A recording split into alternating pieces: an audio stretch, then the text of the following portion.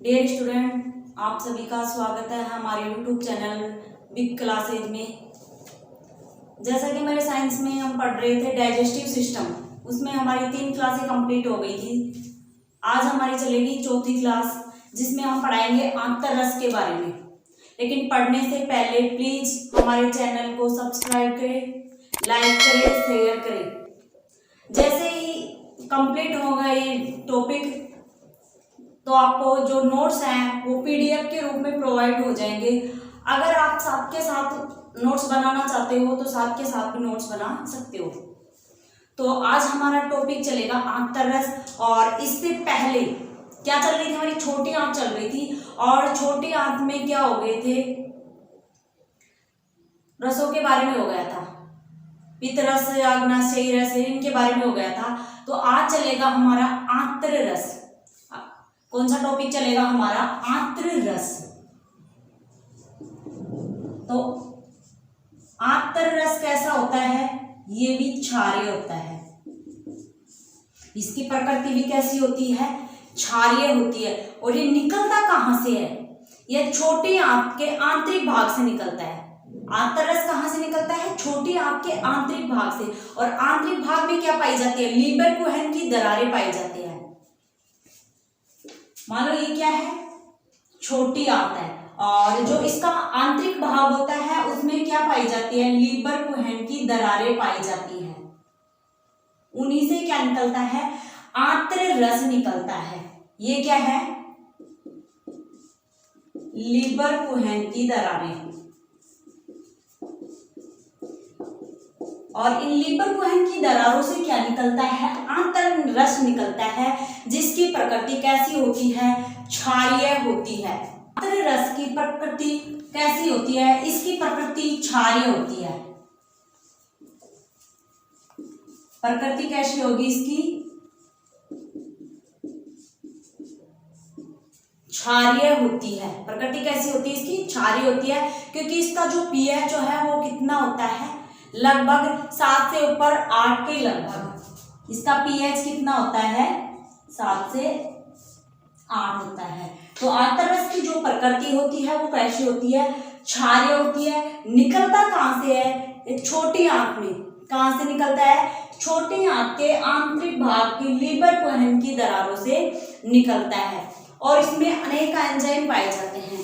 इसमें क्या पाए जाते हैं? निम्न एंजाइम पाए जाते हैं। इसमें निम्न एंजाइम पाए जाते हैं। अब कौन कौन से एंजाइम पाए जाते हैं और उनका कार्य क्या क्या है?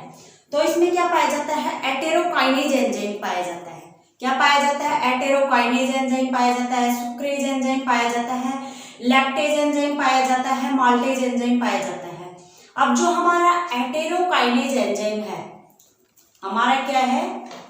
एटेरोकाइनेज जो एंजाइम है वो क्या करता है? अग्नाशयी रस, किसके? अग्नाशयी रस के जो एंजाइम होते हैं उनको सक्रिय करता है। एटेरोकाइनेज क्या करता है? अग्नाशयी रस के एंजाइमों को क्या करते हैं? क्या करता है? उनको सक्रिय करता है। जैसे ट्रिप्सिन, एमाइलेज, लाइपेज एंजाइम पाए जा रहे थे, उनको क्या करता है? ये सक्रिय करता है। तो कौन कौन से एंजाइम पाए जाते हैं?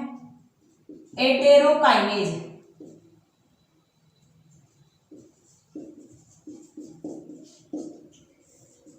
एटेरोकाइनेज एंजाइम का कार्य क्या था? ये अग्नाशयी रस के एंजाइमों को, किसको?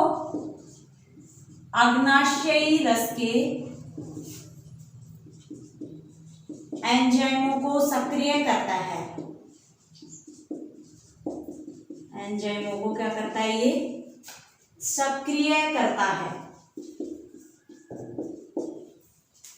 एटेरोकाइनेज एंजाइम अग्नाशयी रस के एंजाइमों को क्या करता है? सक्रिय करता है। अगला कौन सा पाया जाएगा? सुक्रेज। और सुक्रेज क्या करता है? सुक्रोज को किसमें बदलता है? ग्लूकोज और फ्रक्टोज में। जो हमारा सुक्रेज एंजाइम है, सुक्रेज एंजाइम क्या करेगा?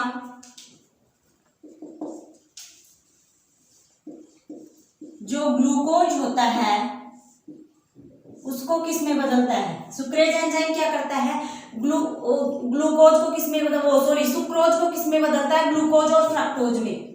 जो हमारा सुक्रेज एंजाइम है वो सुक्रोज को किस में बदलेगा? सुक्रोज को किस में बदलता है? ग्लूकोज और फ्रक्टोज में। ग्लूकोज और फ्रक्टोज में बदलता है। सुक्रेज एंजाइम सुक्रोज को किस में बदल रहा है? ग्लूकोज और फ्रक्टोज में। कौन सा enzyme? Sucrase enzyme.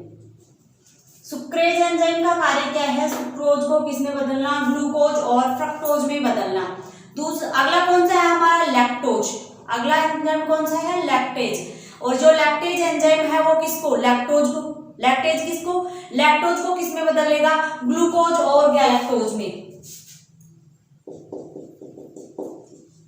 Lactase enzyme क्या करता है? लैक्टोज को कौन सा एंजाइम? Lactase enzyme. लैक्टेज जो एंजाइम है वो क्या करता है? लैक्टोज को किस में बदलता है? ग्लूकोज और गैलेक्टोज में। किस में बदलता है? ग्लूकोज और गैलेक्टोज में। तो जो लैक्टेज एंजाइम है लैक्टोज को किस में बदल रहा है? ग्लूकोज और गैलेक्टोज में बदलता है। नेक्स्ट है माल्टेज एंजाइम। क्या है? Maltase enzyme. माल्टेज एंजाइम क्या करता है? माल्टोज को ग्लूकोज और ग्लूकोज में बदलता है। ग्लूकोज के 2 अणु बनाता है। तो हमारा माल्टेज एंजाइम क्या करता है? माल्टोज एंजाइम क्या करेगा? माल्टोज को किस में बदल रहा है? ग्लूकोज के कितने अणु बन रहे हैं? इससे 2 अणु। ग्लूकोज प्लस ग्लूकोज में बदल रहा है। तो आंतररस कहां से निकलता है? ये आंतररस लीबर कुहन की दरारों से। कहां से निकलता है? ये छोटी आंत के आंतरिक भाग की लीबर कुहन की दरारों से निकलता है। और प्रकृति कैसी होती है इसकी? क्षारीय होती है। और इसमें क्या? निम्न एंजाइम। कौन कौन से एंजाइम पाए जा रहे हैं? एटेरोकाइनेज, सुक्रेज, लैक्टेज और माल्टेज। इनका कार्य क्या है? जो हमारा एटेरोकाइनेज एंजाइम है वो अग्नाशयी रस के एंजाइमों को क्या करता है? सक्रिय करता है। क्या करता है? अग्नाशयी रस के एंजाइमों को सक्रिय करता है। जो हमारा सुक्रेज एंजाइम है वो क्या करता है? सुक्रोज को किस में बदल रहा है? ग्लूकोज और फ्रक्टोज में तोड़ता है। और जो हमारा लैक्टेज एंजाइम है वो क्या करता है? लैक्टोज को ग्लूकोज और गैलेक्टोज में तोड़ता है। और जो हमारा माल्टेज एंजाइम है वो क्या करता है? माल्टोज को ग्लूकोज प्लस ग्लूकोज में तोड़ता है। तो ये तो क्या हो गई? आंतररस की बात हो गई। अब क्या पाई जाती है? जो हमारी छोटी आंत है, छोटी आंत की आंतरिक सतह पर क्या पाई जा रही थी? लीबर कुहन की दरारें। क्या पाई जा रही थी? ये लीबर कुहन की दरारें पाई जा रही थी। और इनके ऊपर क्या पाई जाती है? छोटी छोटी अंगुलीनुमा संरचना पाई जाती है, जिन्हें क्या कहते हैं? रसांकुर कहते हैं। जिन्हें क्या कहते हैं? रसांकुर कहते हैं। ये तो क्या थी? लीबर कुहन की दरारें थी। ये तो क्या थी? लीबर कुहन की दरारें। और इनके ऊपर क्या पाई जाती है? छोटी छोटी रोम या अंगुलीनुमा संरचनाएं पाई जा रही थी, जिन्हें क्या कहते हैं? रसांकुर कहते हैं। जिन्हें क्या कहते हैं? रसांकुर कहते हैं। और इनका कार्य क्या होता है? भोजन का अवशोषण करना। ये रसांकुर क्या कार्य करते हैं? भोजन का अवशोषण करते हैं। भोजन का क्या करते हैं? ये अवशोषण। तो जो रसांकुर होते हैं वो क्या करते हैं? भोजन का अवशोषण करते हैं। अब जो छोटी आंत है उसमें क्या पाई जाती है? बुर्नर ग्रंथि पाई जाती है। वो क्या करती है? भोजन के माध्यम को क्या करती है? वो क्षारीय बनाती है। छोटी आंत में क्या पाई जाती है? बुर्नर ग्रंथि। छोटी आंत में बुर्नर ग्रंथि पाई जाती है। क्या कार्य करती है, जो भोजन के माध्यम को क्षारीय बनाती है, भोजन के माध्यम को क्षारीय बनाती है, भोजन के माध्यम को क्या कर लेती है, वो क्षारीय बनाती है, भोजन के माध्यम को क्या करते हैं, क्षारीय बनाती है। अब उसके बाद में क्या पाया जाता है, जो पित्तरस और अग्नाशय रस थे संयुक्त रूप से किस में डाले जा रहे थे, वो छोटी आंत के ग्रहणी भाग में, किस में डाले जा रहे थे, छोटी आंत के ग्रहणी भाग में डाले जा रहे थे, ड्यूडेनम में डाले जा रहे थे। कैसे,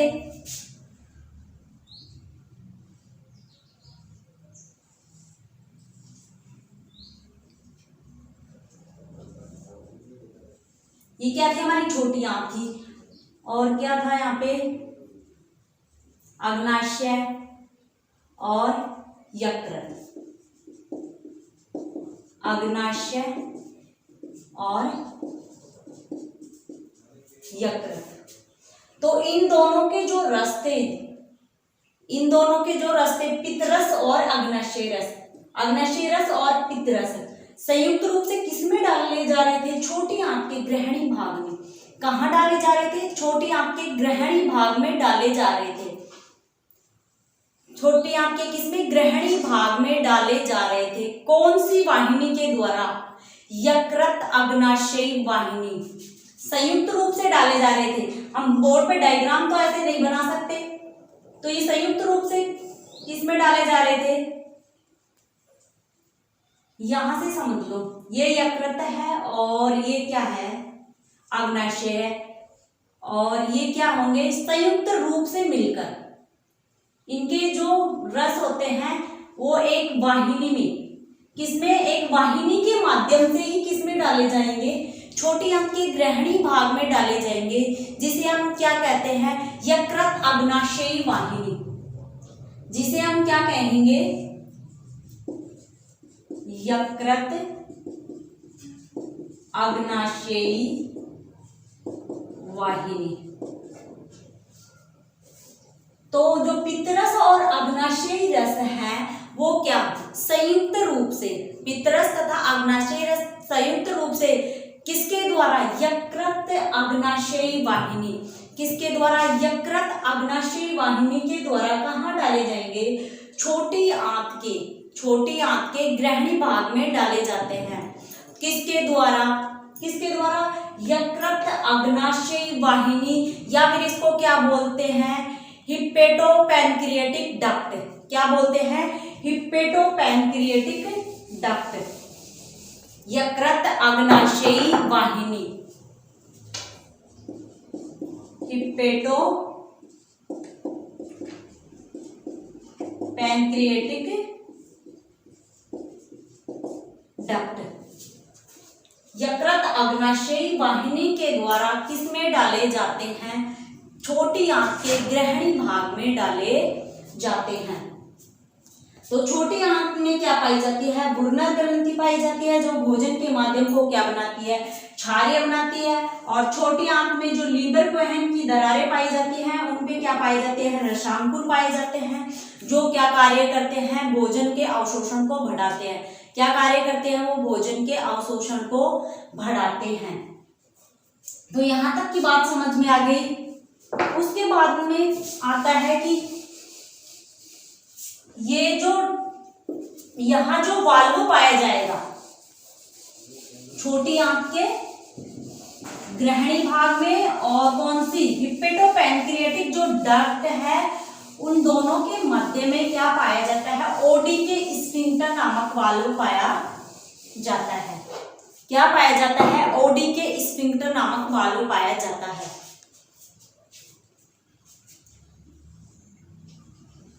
ये क्या है, यकृत, और ये क्या है, अग्नाशय। ये संयुक्त रूप से ही किसमें, एक वाहिनी के द्वारा, संयुक्त रूप से किसमें, इनका जो रस होता है संयुक्त रूप से, कौन सी वाहिनी के द्वारा, यकृत अग्नाशय वाहिनी। कौन सी वाहिनी है ये, यकृत अग्नाशय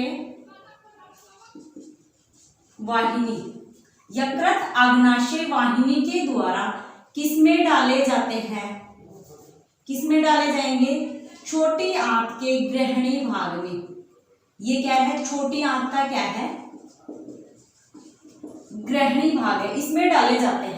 तो इन दोनों के मध्य क्या पाया जाएगा? वॉल्व पाया जाएगा, जिसे क्या कहते हैं? ओडी के स्फिंक्टर। इन दोनों के मध्य क्या पाया जाएगा? वॉल्व पाया जाएगा। इस वॉल्व को क्या कहते हैं? ओडी के स्फिंक्टर। इस वॉल्व को क्या कहते हैं? ओडी के स्फिंक्टर नामक वॉल्व पाया जाता है। कौन सा? ओडी के स्फिंक्टर। याद रखना, ये किस किस के बीच में पाया जाता है ये वॉल्व? यकृत अग्नाशय वाहिनी और ग्रहणी के। किन किन के बीच में पाया जाता है? यकृत अग्नाशय वाहिनी और ग्रहणी के बीच में कौन सा वॉल्व पाया जाता है? तो कौन सा वॉल्व पाया जाएगा? ओडी के स्फिंक्टर वॉल्व पाया जाता है। अब जो ये ग्रहणी भाग है वो छोटी आंत का सबसे छोटा भाग है। छोटी आंत का सबसे छोटा भाग कौन सा है? ग्रहणी है। छोटी आंत का सबसे छोटा भाग,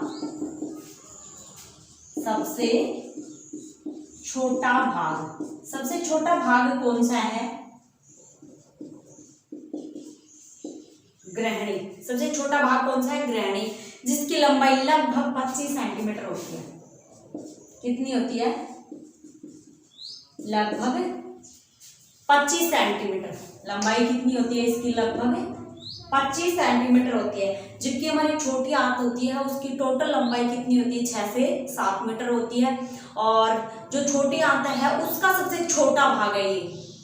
छोटी आंत का सबसे छोटा भाग क्या है? ड्यूडेनम या ग्रहणी है। अब छोटी आंत का सबसे बड़ा भाग कौन सा है? इलियम, जो लास्ट वाला शेषात्र वाला भाग है। छोटी आंत का सबसे लंबा भाग, छोटी आंत का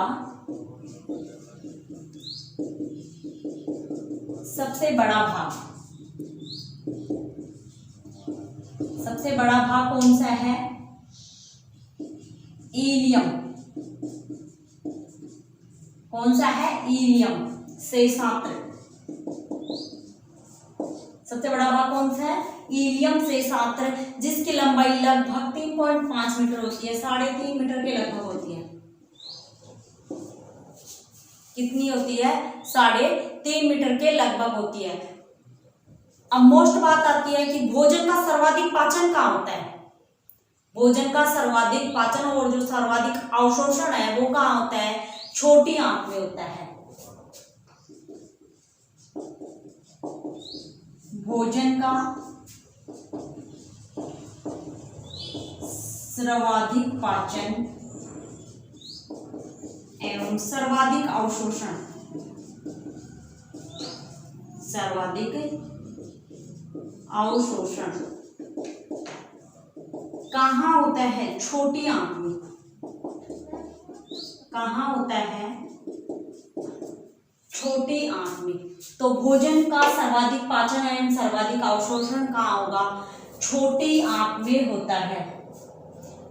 तो छोटी आंत का सबसे छोटा भाग ग्रहणी, छोटी आंत का सबसे बड़ा भाग इलियम, और यकृत अग्नाशय वाहिनी और ग्रहणी के बीच कौन सा वोल्व पाया जाता है? ओडी के स्फिंक्टर नामक वोल्व पाया जाता है। और भोजन का सर्वाधिक पाचन एवं सर्वाधिक अवशोषण कहाँ होता है? हमारे छोटी आंत वाले भाग में होता है।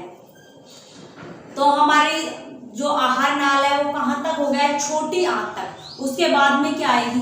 बड़ी आंत स्टार्ट होती है। उसके बाद में क्या होती है? हमारी बड़ी आंत।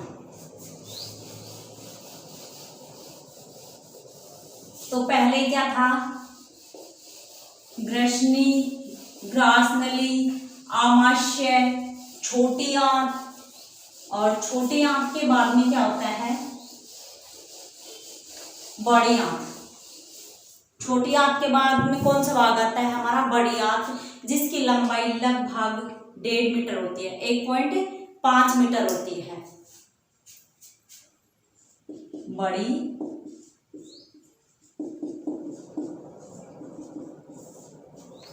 आंत लंबाई कितनी क्या होगी इसकी? लगभग 1.5 मीटर।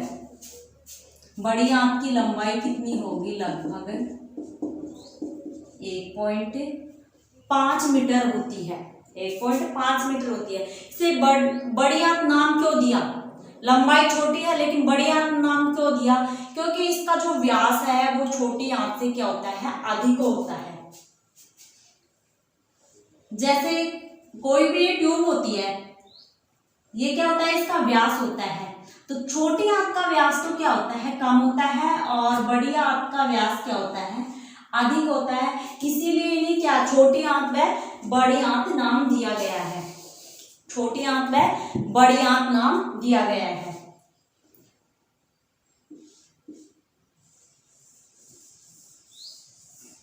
तो ये तो क्या थी हमारी छोटी आंत। क्या थी ये? छोटी आंत। और यहां से क्या स्टार्ट हो रही थी? हमारी बड़ी आंत। यहां से हमारी क्या स्टार्ट हो रही थी? बड़ी आंत।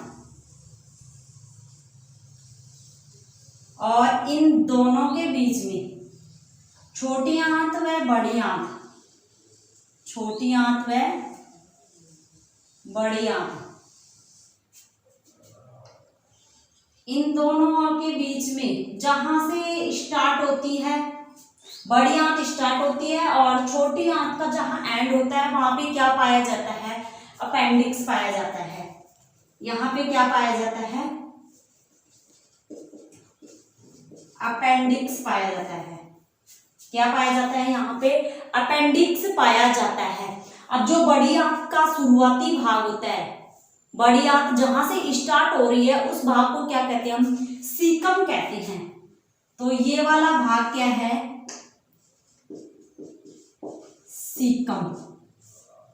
बड़ी आंत का जो शुरुआती भाग है, जहां पे छोटी आंत इलियम भाग खत्म हो रहा है, इलियम भाग खत्म होते ही क्या होगी? बड़ी आंत स्टार्ट होगी। और बड़ी आंत का जो शुरुआती भाग है वो क्या कहलाता है? सीकम कहलाता है। क्या कहलाता है? सीकम कहलाता है। सीकम के बाद में क्या आता है? कोलन। अगला वाला पार्ट कौन सा आता है? कोलम। तो ये तो क्या है? आरोही कोलन। ये क्या है? आरोही कोलन। क्या है ये? आरोही कोलन। ये क्या है? अनुप्रस्थ कोलन। ये क्या है? अनुप्रस्थ कोलन। और ये क्या है? अवरोही कोलन। ये क्या है? अवरोही। क्या है ये? अवरोही कोलन। अवरोही कोलन के बाद में क्या आता है? यहाँ पे सिग्मोइड कोलन। अवरोही कोलन के बाद में क्या आता है? यहाँ पे सिग्मोइड कोलन। क्या आता है ये? क्या आता है? यहाँ पे सिग्मोइड कोलन आता है। और उसके बाद में क्या आता है?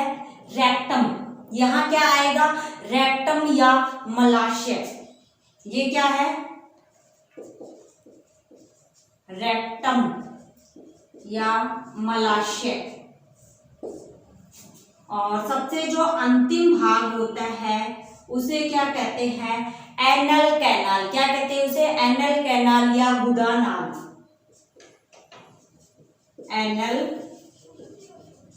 कैनाल या गुदा द्वार।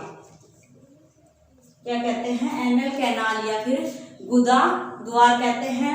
तो इस प्रकार बड़ी आंत की स्ट्रक्चर होती है सीकम कोलन। कौन कौन से पार्ट होते हैं इसमें? सीकम, कोलन, रेक्टम और एनल कैनाल होते हैं। शुरुआती भाग क्या होगा इसका? सीकम होगा। उसके बाद में कोलन होगा। तो जहां से ऊपर स्टार्ट होती है आरोही कोलन, अनुप्रस्थ कोलन, अवरोही कोलन, सिग्मोइड कोलन। तो कौन कौन से पार्ट हो गए? सीकम, कोलन, रेक्टम और एनल कैनाल गुदा द्वार। तो इसमें हम सबसे पहले कौन सा भाग पढ़ेंगे? सीकम। बड़ी आंत में कौन सा भाग पढ़ेंगे? सीकम। तो बड़ी आंत का सबसे पहला पार्ट क्या आता है? सीकम। और जो अपेंडिक्स होती है वो क्या बताया था मैंने? अवशेषी अंग के रूप में होती है। अपेंडिक्स क्या होती है? अवशेषी अंग के रूप में होती है। और अपेंडिक्स का कार्य क्या होता है? सेलुलोज का पाचन करना। अपेंडिक्स क्या करती है? सेलुलोज का पाचन करते हैं। तो जो घास फूस खाते हैं, क्योंकि जो जानवर होते हैं, जो पालतू जानवर होते हैं, वो क्या खाते हैं? घास खाते हैं। तो उनमें क्या होता है? सेलुलोज का पाचन करने के लिए क्या पाई जाती है? अपेंडिक्स पाई जाती है। तो पहले लोग क्या करते थे? घास फूस खाते थे। तो क्या होता था? उनमें सेलुलोज का पाचन करने के लिए क्या पाई जाती थी? अपेंडिक्स पाई जाती है। लेकिन धीरे धीरे क्या हो गई है? अब ये अवशेषी अंग के रूप में हो गई है। धीरे धीरे क्या हो गई है? अवशेषी अंग के रूप में हो गई है। तो पहला भाग पढ़ रहे हैं हम बड़ी आंत का। पहला भाग कौन सा है? सीकम। पहला भाग कौन सा है? ये सीकम। और सीकम क्या है? बड़ी आंत का शुरुआती भाग है। सीकम क्या है? यह है बड़ी आंत का शुरुआती भाग है।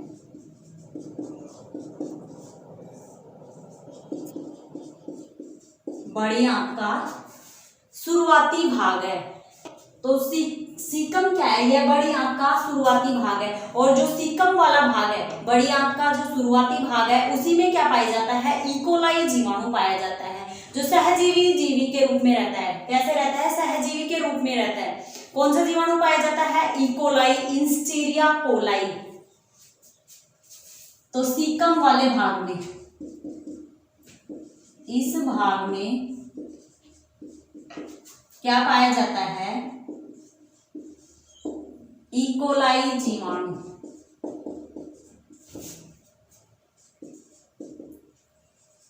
इंस्टीरिया कोलाई। इंस्टीरिया इकोलाई जीवाणु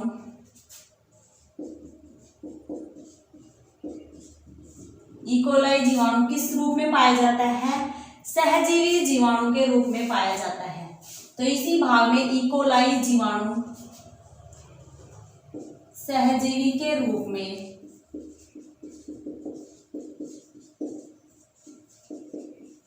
पाया जाता है। कौन सा जीवाणु पाया जाता है? इकोलाई जीवाणु पाया जाता है। कहाँ पाया जाता है? बड़ी आंत के सीकम वाले भाग में पाया जाता है। और जो कार्य क्या करता है? भोजन का किण्वन करता है। इकोलाई जीवाणु क्या करता है? इकोलाई जीवाणु भोजन का किण्वन करता है। इकोलाई जीवाणु क्या करता है? भोजन का किण्वन करता है। और यह जो जीवाणु होता है वो क्या करता है? विटामिन B12 और विटामिन K का संश्लेषण या निर्माण भी करता है। इकोलाई जीवाणु क्या करता है? यह जीवाणु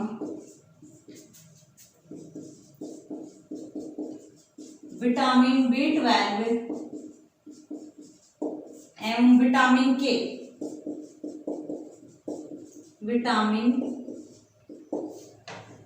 K का संश्लेषण करता है। इकोलाई जीवाणु क्या करता है? भोजन का किण्वन करता है। विटामिन B12 और विटामिन K का क्या करता है? संश्लेषण करता है। भोजन का किण्वन करना, विटामिन B12 और विटामिन K का क्या करता है? ये संश्लेषण करता है। अब इकोलाई जीवाणु से क्या होता है? इंसुलिन भी प्राप्त किया जाता है। इंसुलिन किसमें काम आता है? डायबिटीज में। तो इकोलाई जीवाणु से क्या किया जाता है? इंसुलिन भी प्राप्त किया जाता है। इस जीवाणु से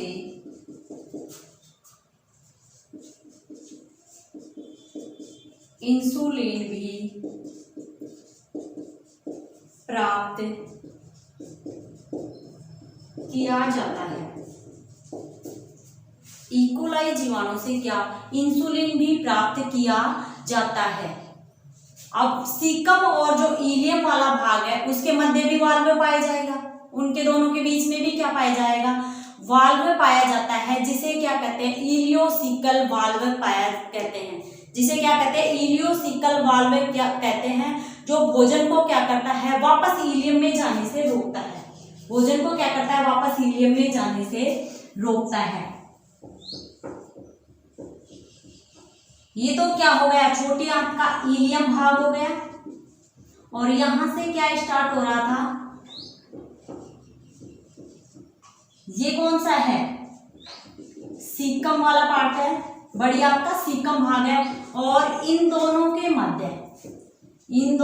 मध्य में कौन सा वाल्व पाया जाता है, इलियोसिकल वाल्व,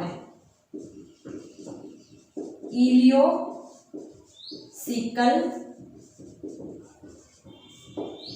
कौन सा वाल्व पाया जाएगा, इलियोसिकल वाल्व पाया जाता है, जो भोजन को क्या करता है, वापस छोटी आंत के इलियम वाले भाग में, वापस किसमें, छोटी आंत में जाने से रोकता है।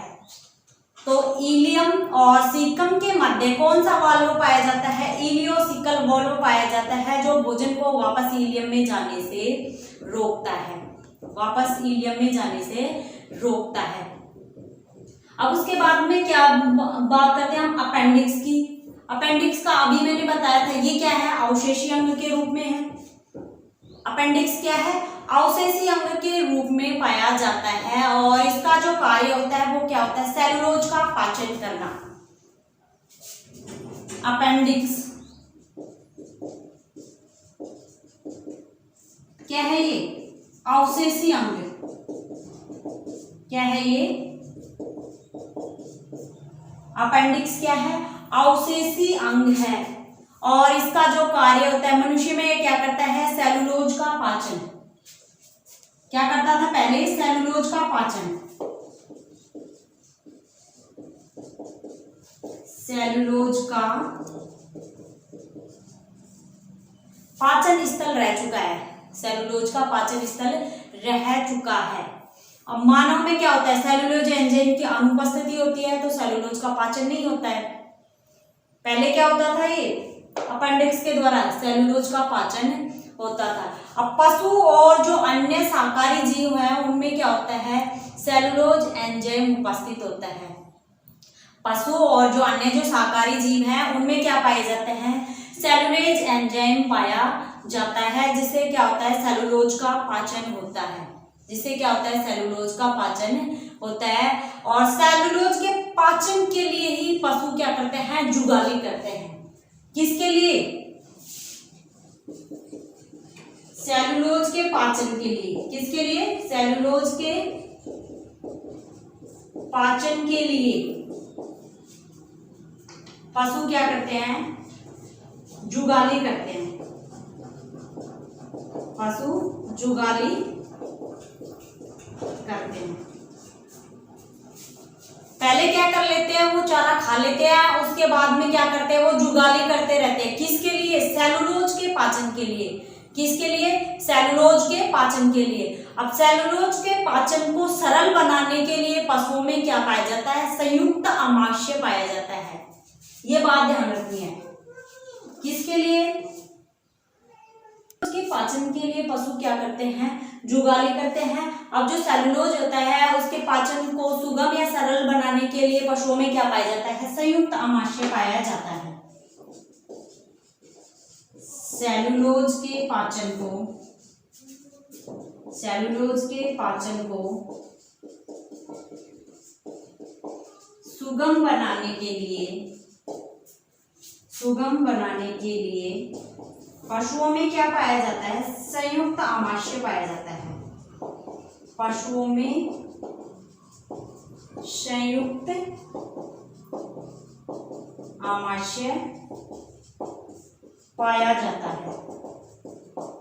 क्यों पाया जाता है, सेलुलोज के पाचन को सरल बनाने के लिए, सेलुलोज के पाचन को क्या करने के लिए, सरल बनाने के लिए। अब जो हमारे शाकाहारी जीव होते हैं उनकी आहार नाल क्या होती है, मांसाहारी जीवों की तुलना में लंबी होती है। किसके लिए, जो शाकाहारी जीव है, जो मतलब घास फूस खाते हैं, शाकाहारी जीव है, उनकी जो आहार नाल होती है मांसाहारी जीवों की तुलना में क्या होती है, लंबी होती है। और क्यों होती है, सेलुलोज के पाचन के लिए ही, सेलुलोज के पाचन के लिए ही। तो शाकाहारी जो जीव हैं, शाकाहारी जीवों की जो आहार नाल होती है वो क्या होती है, लंबी होती है। किसकी तुलना में, मांसाहारी जीवों की तुलना में। शाकाहारी जीवों की आहार नाल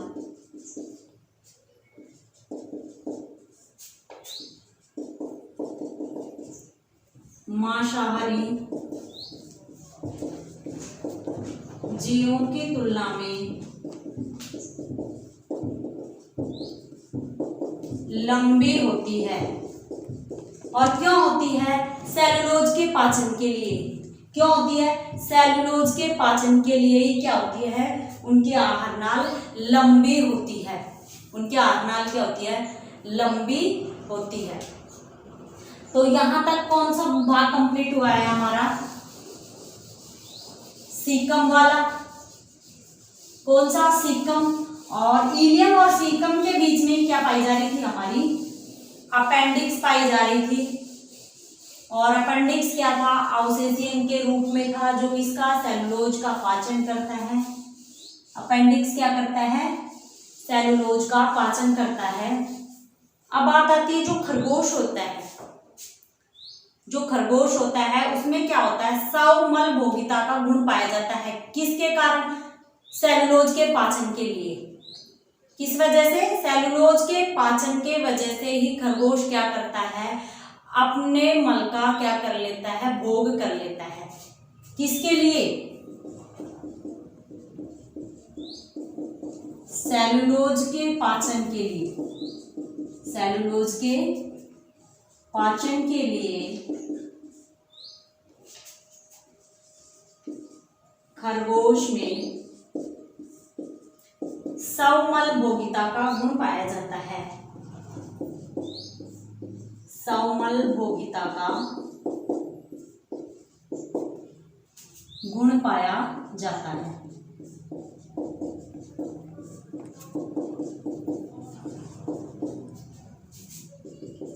स्वमल भोगिता का गुण क्यों पाया जाता है, सेलुलोज के पाचन के लिए। और मोस्ट इंपोर्टेंट बात यह है कि सेलुलोज प्रकृति में सर्वाधिक मात्रा में पाए जाने वाला कार्बनिक पदार्थ है। तो प्रकृति में सर्वाधिक मात्रा में पाए जाने वाला कार्बनिक पदार्थ, प्रकृति में सर्वाधिक मात्रा में पाया जाने वाला कार्बनिक पदार्थ, कार्बनिक पदार्थ कौन सा है, सेलुलोज। प्रकृति में सर्वाधिक मात्रा में पाए जाने वाला कार्बनिक पदार्थ कौन सा है, सेलुलोज है। तो सीकम वाले भाग में क्या पाई जा रही थी, अपेंडिक्स पाई जा रही थी। अब बड़ी आंत का दूसरा भाग आता है कोलन या बृहदात्र। बड़ी आंत का दूसरा भाग क्या है, कोलन। शुरुआती भाग क्या था बड़ी आंत का, सीकम। और सीकम और इलियम के बीच में कौन सा वॉल्व पाया जा रहा था, इलियोसिकल वॉल्व। कौन सा वॉल्व पाया जा रहा था, इलियोसिकल वॉल्व पाया जा रहा था। तो अब बड़ी आंत का दूसरा भाग है कोलन।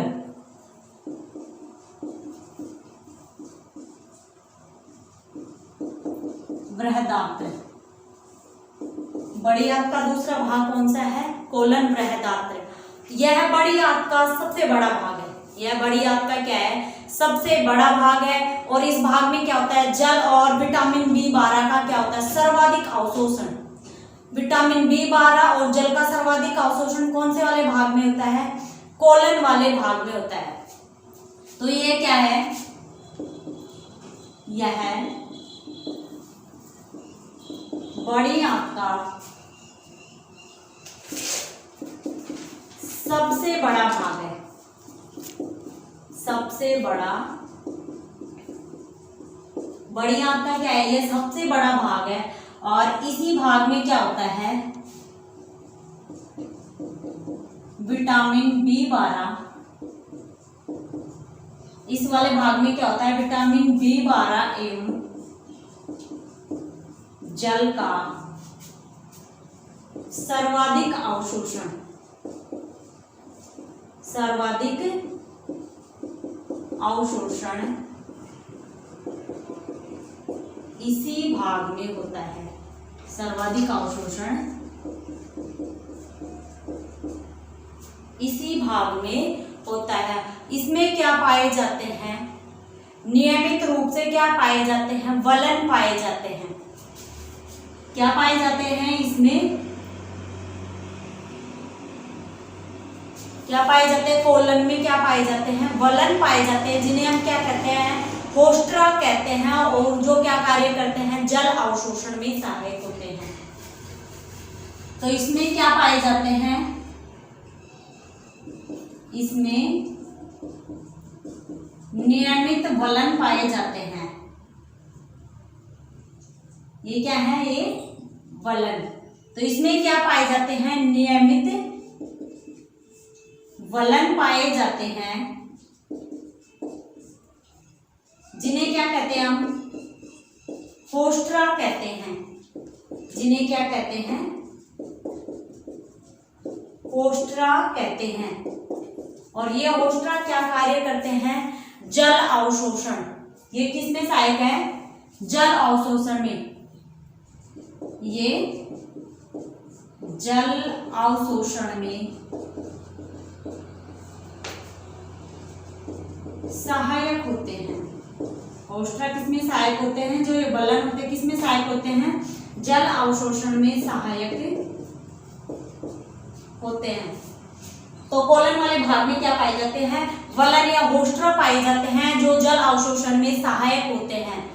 अब जो दस्त हो जाते हैं, लूज मोशन या डायरिया हो जाता है, उसमें क्या हो जाता है, बड़ी आपकी जल अवशोषण क्षमता अगर कम हो जाए तो क्या हो जाएगा, लूज मोशन हो जाता है। तो बड़ी आपकी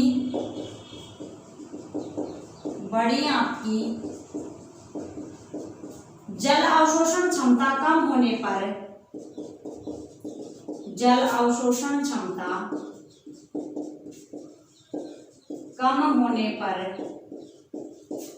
क्या हो जाते हैं, दस्त,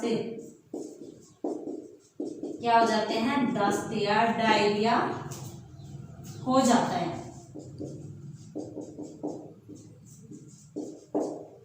तो कौन सी वाली स्थिति में डायरिया होगा, जब बड़ी आंत की क्या होगी, जल अवशोषण क्षमता कम हो जाएगी। क्योंकि जल अवशोषण क्षमता किसमें पाई जाती है, बड़ी आंत वाले भाग में। किसमें पाई जाती है, बड़ी आंत के कोलन भाग में पाई जाती है। तो सीकम हो गया, कोलन हो गया, कोलन हो गया। उसके बाद में कौन सा पार्ट आता है, रेक्टम या मलाशय। बड़ी आंत का कौन सा भाग आता है, रेक्टम या मलाशय भाग आता है। तो कोलन क्या है, बड़ी आंत का सबसे बड़ा भाग है। इस भाग में क्या हो जाती है, विटामिन B12 और जल की क्या होती है, अवशोषण क्षमता सर्वाधिक होती है। इसमें क्या पाए जाते हैं, वलन पाए जाते हैं, जिन्हें क्या कहते हैं, होस्ट्रा। और उनका कार्य क्या होता है, जल अवशोषण करना। अगर बड़ी आंत की जल अवशोषण क्षमता कम हो जाती है तो कौन सा रोग हो जाता है, डायरिया या दस्त हो जाते हैं। तो सीकम हो गया, कोलन हो गया। अगला पार्ट कौन सा है बड़ी आंत का, रेक्टम या मलाशय। रेक्टम या मलाशय, रेक्टम या मलाशय। तो बड़ी आंत के इस भाग में क्या होता है, अपशिष्ट भोजन। क्या होता है इसमें, अपशिष्ट भोजन जल अवशोषण के बाद में संग्रहित हो जाता है। मलाशय में क्या होता है, अपशिष्ट भोजन क्या होता है, संग्रहित हो जाता है। जल का क्या हो जाएगा, अवशोषण हो जाएगा। और जो अपशिष्ट भोजन है वो कहाँ संग्रहित हो जाएगा, कहाँ एकत्रित हो जाएगा, रेक्टम वाले भाग में। तो इस भाग में जल अवशोषण के बाद जल अवशोषण के बाद अपशिष्ट भोजन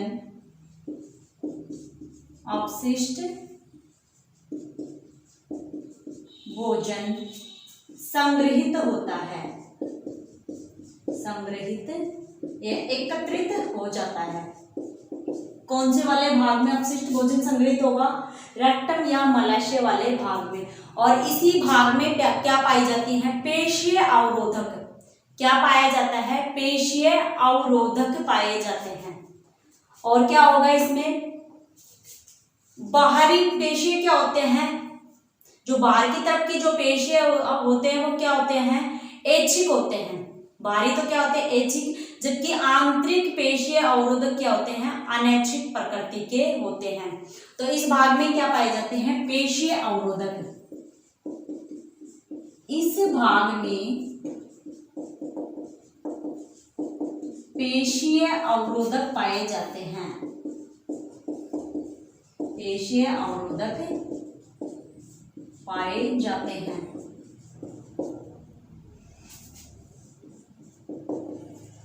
बाहरी पेशीय जो अवरोधक होते हैं वो तो क्या होते हैं? ऐच्छिक होते हैं। बाहरी पेशीय अवरोधक क्या होते हैं? ऐच्छिक होते हैं। जबकि आंतरिक पेशीय जो अवरोधक होते हैं, आंतरिक पेशीय अवरोधक क्या होते हैं? अनैच्छिक होते हैं। कैसे होते हैं? अनैच्छिक होते हैं, जिन पर हमारा कंट्रोल नहीं होता है। मतलब अपशिष्ट भोजन को क्या करना है? बाहर त्यागना है। इसके लिए जो बाहरी पेशीय होते हैं वो क्या होते हैं? ऐच्छिक होते हैं। जो जिन पर क्या होता है? हमारी इच्छा होती है। क्या होते हैं? ऐच्छिक होते हैं। और जो आंतरिक पेशीय अवरोधक होते हैं वो क्या होते हैं? अनैच्छिक होते हैं।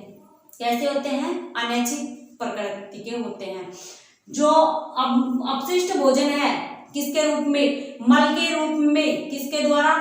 मल द्वार या गुदा द्वार के द्वारा क्या कर दिया जाता है? बाहर त्याग दिया जाता है। कैसे? गुदा द्वार के द्वारा क्या हो जाता है? बाहर त्याग दिया जाता है। और अब मल में जो दुर्गंध आती है उसका कारण क्या है? मल में जो दुर्गंध आती है उसका कारण है इंडोल और स्केटोल। तो मल में दुर्गंध का कारण इंडोल एवं स्केटोल का निर्माण है। इंडोल एवं स्केटोल का निर्माण, इंडोल एवं स्केटोल का निर्माण है। तो ये कौन सा था? लास्ट भाग था, रेक्टम या मलाशय। इस भाग में क्या होता है? जल अवशोषण के बाद में जो अपशिष्ट भोजन बच जाता है वो क्या होता है? संग्रहित हो जाता है और पेशीय अवरोधक पाए जाते हैं। और जो अपशिष्ट भोजन है मल के रूप में बाहर त्याग दिया जाता है गुदा नाली गुदा द्वार के द्वारा। और मल में दुर्गंध का कारण क्या है? इंडोल एवं स्केटोल। तो इसी के साथ हमारा जो आहार नाल है वो कंप्लीट हो गया। आहार नाल क्या हो गया? हमारा कंप्लीट हो गया। भोजन का क्या होता है? अंतर्ग्रहण से लेकर पाचन, बाहर त्यागने तक की जो क्रिया हो गई डाइजेस्टिव। भोजन का क्या हो गया? डाइजेस्टिव। अब भोजन का क्रम किस प्रकार चला? भोजन का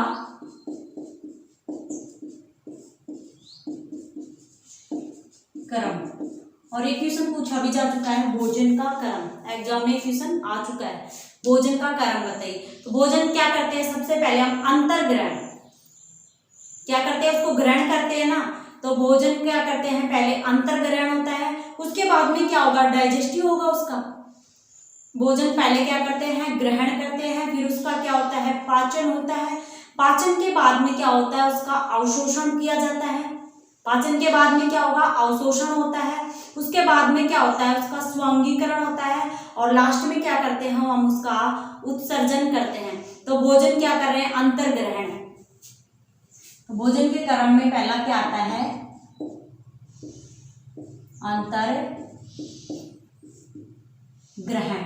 सबसे पहले क्या आता है, अंतर ग्रहण। और इसमें क्या करते हैं हम, भोजन ग्रहण करते हैं। इस क्रिया में क्या करते हैं, भोजन ग्रहण करना।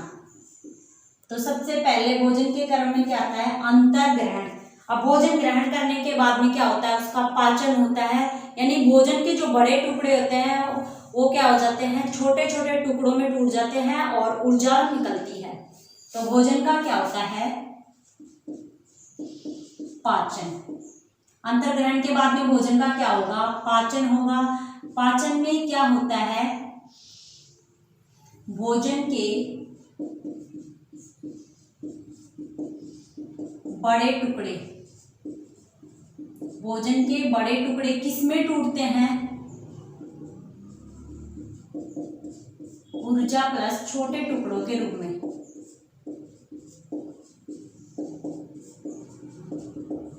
भोजन के जो बड़े टुकड़े होते हैं उसमें क्या होता है, वो छोटे टुकड़ों में टूटते हैं और ऊर्जा मिलती है। तो अंतर्ग्रहण, पाचन।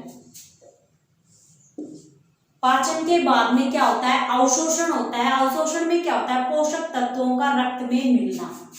तो पाचन के बाद में तीसरी स्टेज कौन सी आती है, अवशोषण। अब अवशोषण की क्रिया में क्या होता है, जो पोषक तत्व होते हैं रक्त में मिल जाते हैं। पोषक तत्वों का किसमें, रक्त में मिलना। अंतर्ग्रहण, पाचन, अवशोषण। अवशोषण के बाद में क्या होता है, स्वांगीकरण होता है, एसिमिलेशन। क्या होता है, स्वांगीकरण, एसिमिलेशन होता है। मतलब रक्त से जो पोषक तत्व होते हैं वो कहाँ तक जाते हैं, अंगों तक जाते हैं। उसके बाद में क्या हो रहा है, इसका स्वांगीकरण।